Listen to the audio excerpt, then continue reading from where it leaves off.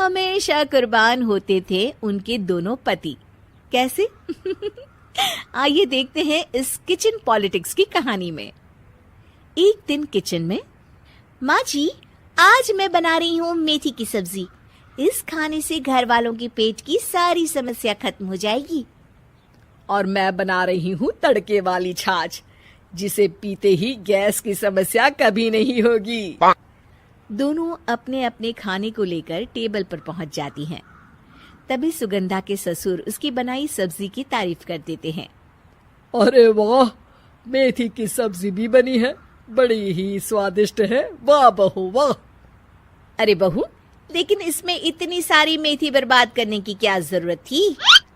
देखिए माँ जी, ये तो वो मेथी है जो आप रात में भिगोकर सुबह उसका पानी पीती हैं, और जो मेथी फेंक देती हैं उसी से मैंने ये सब्जी बनाई है। अरे वाह बहू, तुमने तो बड़ा ही समझदारी का काम किया। बस अब क्या था, कांता जी का तो मानो ये सुनकर खून ही सूख गया।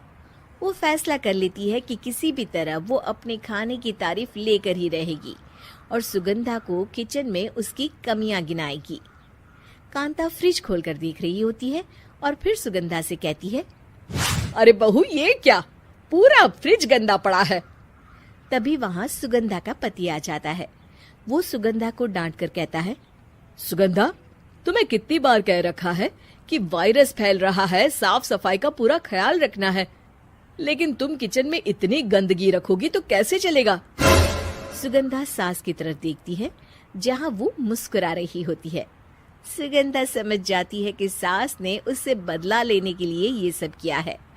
दोनों रात के खाने की तैयारी में लग जाती हैं।